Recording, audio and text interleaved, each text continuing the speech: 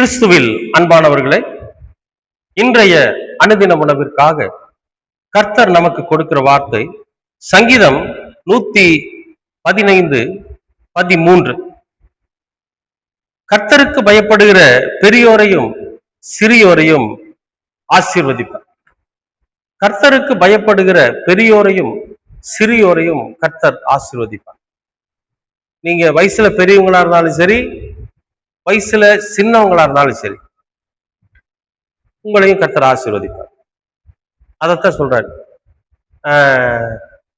கொஞ்ச நாளைக்கு சின்ன பசங்களா இருக்கிறவங்க இந்த உலக வாழ்க்கை வாழ்ந்துட்டு கொஞ்சம் வயசானதுக்கு அப்புறம் ஒரு 40 வயசு கடந்ததுக்கு பிறகு நாம கர்த்தரை அண்டி பிழைக்க ஆரம்பிச்சிடலாம். அது வரைக்கும் கொஞ்சம் ஜாலியா இருப்போம். என்னத்தை அனுபவிக்க போறோம் இந்த உலகத்துல, இல்லையா?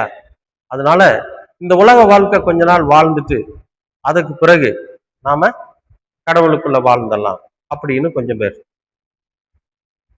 பெரியோர்கள்ல கொஞ்சம் பேர் என்ன பண்ணுவாங்கன்னா, அட கடைசி நேரத்துல சிலுவையில தொங்கிட்டு இருந்தான் பாருங்க, அவன் மன்னிப்பு கேட்டு கர்த்தர் மன்னிக்கலையா, அப்ப நாம சாக போற தருணத்துல நம்ம இந்த உலக வாழ்க்கை வாழ்வோம், உலகத்துக்கு உண்டான எல்லா வாழ்க்கையும் வாழ்ந்துட்டு அப்புறம் சாகிற டைம்ல நமக்கு ஜீவன் போகிற நேரத்துல ஆண்டவரை என்னை மன்னிச்சிருங்க, உங்களுடைய ராஜ்யத்தில் வரும்போது என்னை நினைவு கூறும் அப்படின்னு சொல்லிடலாம்.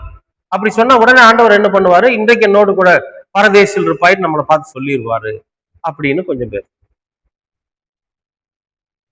அன்பானவர்களே, இந்த வசனம் தெளிவா சொல்லுது என்னன்னு, கர்த்தருக்கு பயப்படுகிற பெரியோரையும் சிறியோரையும் கர்த்தர் ஆசீர்வதி. அப்ப சின்ன வயசுல இருந்து அந்த குழந்தை பருவத்திலிருந்து அதுக்கு கர்த்தருடைய வார்த்தைகளை கற்றுக் கொடுத்து கர்த்தருடைய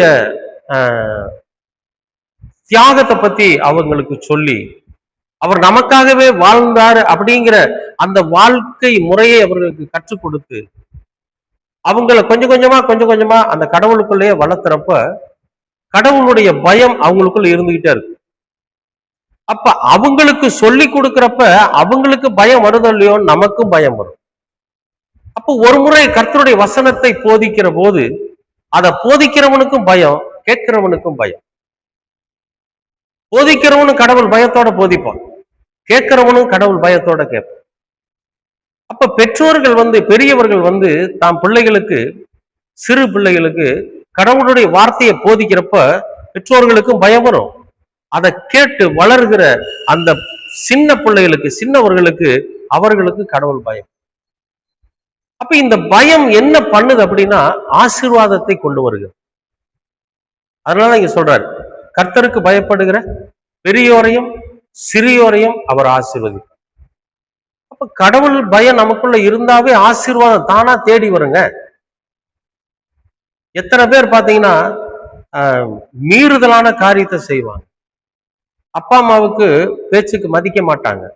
பெற்றோர்களுடைய பேச்சுக்கு மதிக்காம என்ன பண்ணுவாங்க, அந்த பிள்ளைகள் நடப்பாங்க.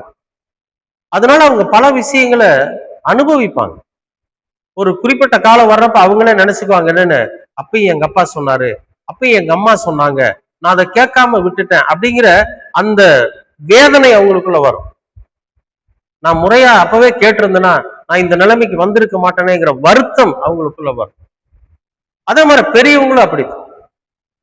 நான் ஒழுக்கமா நடக்காம போயிட்டேனே, நான் நல்லா நடந்திருந்தேன்னா என் பிள்ளையும் நல்லா நடந்திருப்பானே, நான் கடவுளுக்கு பயந்திருந்தேன்னா என் மகனும் கடவுளுக்கு பயந்திருப்பானே, நான் மகனுக்கு பயந்திருந்தா என் மகளும் கடவுளுக்கு பயந்திருப்பானே, நான் தப்பான உறவுகளும் தப்பான எண்ணங்களும் தப்பான செயல்களும் எனக்குள்ள இருந்ததுனால தானே இப்ப என் மகளும் அதே மாதிரி இருக்கிறா, இந்த குடும்பம் நாசமா போயிருச்சே, இந்த குடும்பம் ஒண்ணும் இல்லாத போயிருச்சேன்னு சொல்லி பெரியவர்கள் வருத்தப்படுவாங்க. அப்ப கடவுளுக்கு பயந்திருக்கிற பெரியவர்கள் என்ன பண்ணுவாங்கன்னா தப்பு பண்ண மாட்டாங்க, தாம் பிள்ளைகளும் கடவுள் பயத்தோட வளரணும்னு நினைப்பாங்க. அப்ப கடவுள் பயத்தை போதிக்கிற பெரியவர்களையும் கடவுள் பயத்தை கேட்டு வாழ்கிற வளர்கிற சிறியவர்களையும் கடவுள் ஆசீர்வதிப்பார். அதான் உண்மை. அப்ப நாம என்ன பண்ணணும், நம்முடைய பிள்ளைகளுக்கு பெரியவர்களாகிய நாம கர்த்தருடைய வார்த்தையை போதிக்கணும். சின்ன பிள்ளைங்க என்ன பண்ணுவாங்க, பெரியவங்க போதிக்கிற அந்த போதனையை கேட்டு வளரணும். அன்பானவர்களே, இந்த அனுதின உணவின் மூலம் இந்த வார்த்தை நமக்கு சொல்றது என்னன்னா, போதிக்கிறவனும் பயப்படுவான், கேட்கிறவனும் பயப்படுவான். போதிக்கிறவன் பெரியவன், கேட்கிறவன் சிறியவன். கடவுள் பயத்தை நம்ம போதிக்கணும், அதை கேட்கிறவனும் என்ன பண்ணுவான், கடவுள் பயத்துல வளருவான். இதுதான் உண்மை. விசுவாசிக்கிறீங்களா? அப்ப பெரியவர்களாகிய நீங்க போதனை செய்கிற போது பிள்ளைகளுக்கு கடவுள் பயத்தை சொல்லுங்க. சிறு பிள்ளைகளாகிய நீங்க பெரியவங்க சொல்ற கடவுள் பயத்தை கேட்டு வளருங்க. நிச்சயமாகவே ஆசீர்வாதம் உங்கள் குடும்பத்தில் நிறைந்திருக்கும். இந்த காலை பொழுதுல கர்த்தர் உங்களை ஆசீர்வதிக்க காத்திருக்கிறார். விசுவாசிக்கிறீங்களா? அன்பின் பரலோக பிதாவே, உமக்கு நன்றி. உம்முடைய வார்த்தையின்படி கடவுளுக்கு பயப்படுகிற, கர்த்தருக்கு பயப்படுகிற பெரியோரும் சிறியோரும் ஆசீர்வதிக்கப்படுவார்கள் என்கிற அந்த வார்த்தை, கடவுள் பயத்தோடு கூட வாழ்கிற நாங்களும் அந்த கடவுள் பயத்தை பற்றி சிறுபிள்ளைகளுக்கு சொல்லிக் கொடுத்து அவர்களும் அந்த பயத்துல வளர்ந்து குடும்பமாய் நாங்கள் ஆசீர்வாதத்தை பெற்றுக்கொள்ள கிருபை பாராட்டு. உடைய வார்த்தைகள் ஒவ்வொரு நாளும் எங்களுக்குள்ளாக கிரியை செய்யட்டும். இயேசு கிறிஸ்துவின் வழியாய் கேட்கிறோம் நல்ல பிதாவே. ஆமேன், ஆமேன், ஆமேன்.